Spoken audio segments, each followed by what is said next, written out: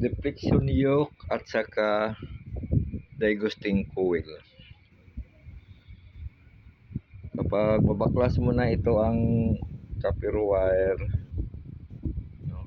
Copper wire, pag mabaklas mo na ito, yung sa sulod ay ito ang tinatawag na horizontal side na coil ang sa labas, yan ang sa vertical coil ito. Vertical coil ito. Ito ang deflection yoke, deflection yoke. Diagnostic coil, ito ang deflection yoke.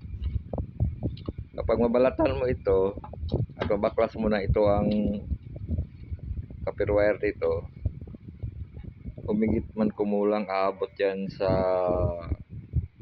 300 to 350 grams. Hindi okay na lang. Pag marami kang mahanap na lumang TV, eh, siyempre magkapira ka talaga. Kaya medyo mahal na ang copper wire ngayon. 500 ang kilo na eh. Kaya pagtyagaan lang. Salamat po.